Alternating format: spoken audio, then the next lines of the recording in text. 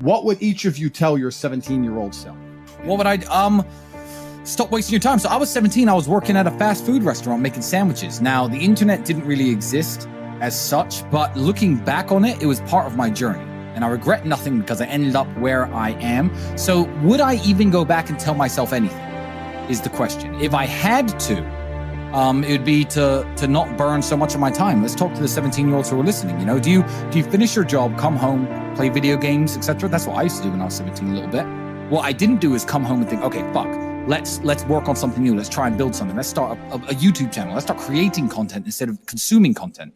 I'd tell myself to be a little bit more proactive with my free time and not fuck around so much. If you had a teenage son, what would be the one piece of advice you'd give him to break through the matrix and achieve success in life? I think if you're a young man, even if you're not my child, if you're just any man who's out there in the world today, you need to look at some problems that need solving, either for yourself or for society, and find a way to fix it. And I think that you should just adopt some problems and try and fix them. It doesn't matter what it is. You can just try and fix the litter in your area, or you can try and get a six-pack or whatever you want.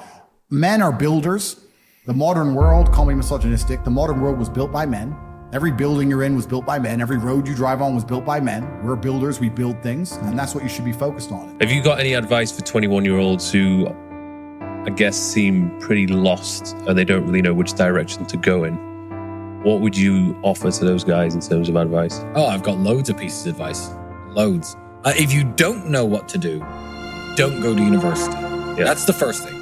If you know what you want to do and you need a university degree to do it, then obviously pursue that. If you don't know what you want to do, going to university is going to burn 3 or 4 years of your time and likely get you into a bunch of debt and a bunch of trouble that you don't need. 2, don't waste time. Yeah, don't waste time on frivolous pursuits. Stop trying to live like the man unless you've actually become the man first. And that means women. Stop trying to get laid all the time and get beautiful women. Because if you are a nobody, the time and effort it's going to take into convincing a really beautiful woman to go to bed with you is much less time than it would take me or Mike, because we are a somebody already. So you're burning your hours. Don't chase women too much.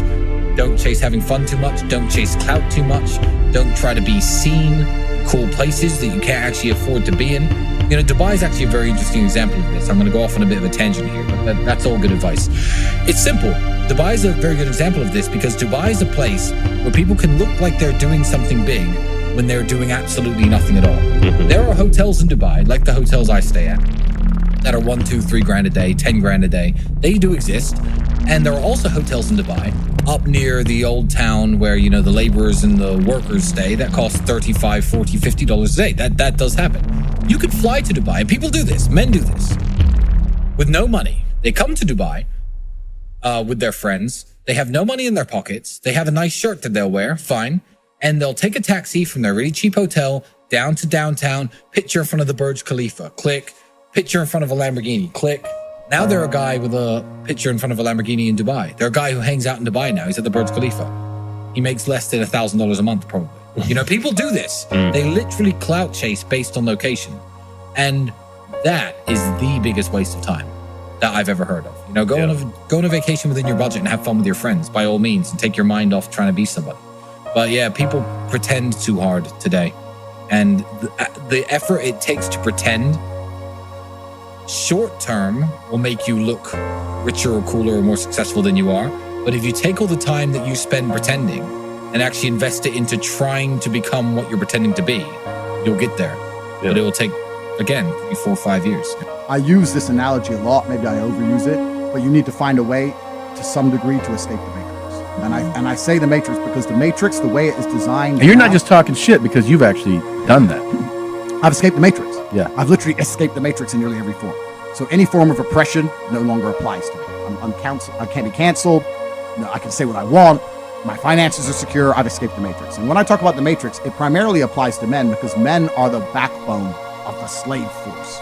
We always have been and always will be. And unfortunately now, if you're a law-abiding man inside the matrix, your future and the life that is laid out for you is nothing but depressing. You're going to go to school, you're going to get in debt, you're going to get a job, you're going to get a wife, divorce is coming, you're going to lose the house eventually, your job's shit, inflation's outpacing your wages, you're going to work, no one's going to appreciate it, now you're old, your life's over. That is the matrix for 99% of men, and you need to find a way to escape it. And I guess I was kind of fortunate from a young age. I always knew that the matrix was coming and that the system is designed to oppress. The people who make the rules do not make the rules for the benefit of us. They make the rules for the benefit of the people who make the rules.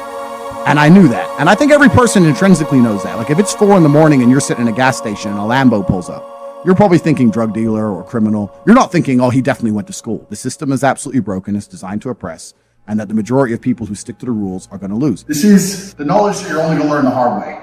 And even after I tell you, you're still not going to implement it because you don't learn anything unless it's learned the hard way. But at least if I tell you in advance when it happens, you can be like, oh yeah, I should have listened. I'll tell you a few of them I found here. Young kings, how good are you on your worst day? Are you good enough on your worst day to beat your opponent on their best day? This is the key to unlimited success.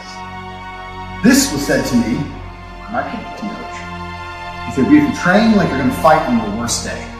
You might have a cold, you might have COVID, you might fucking broke up with a bitch, car might have broke down, bad night's sleep, who knows? And he might have everything going right. Could be a fucking perfect day for him. It's been the best week of his life. If you get knocked out, are people going to start talking about, oh yeah, he got knocked out, but it was his worst day and the other guy's best? Are they just going to say you lost? No room for excuses. You're training that way. People often talk about their personal best or the best I can do. If the best you can lift is 200 kilo on like a one-off sometimes, don't say you can lift 200 kilo. You can't lift 200 kilo. You can lift 150 kilo every single time on your worst day. That's where your real performance level is, your worst day. Keep that in mind. Young kings, too many of you value money as if money will save you from yourself. Every single one of you reading this should be focusing entirely on changing who you are as a man. You are where you deserve to be and no amount of money will change who you are. I think I've told this story before. I've told it on a few podcasts. Anyone who watches my podcast will know. I've said this loads of times. Money is an amplifier. You don't watch this channel because I'm rich. You watch this channel because not only am I rich and I made it all myself, which is unique, but I'm the big G. I was the big G before I was rich. Now the money amplifies, right? I was a street dog. Now I got much money, my teeth are bigger. But if I never had any teeth, money ain't gonna change anything. I use this analogy all the time. You see a Lambo pull up and a dork gets out. You're gonna think he's some super fucking crypto tech dork. He becomes a massive mega dork. You see a Lambo pull up and a big G gets out.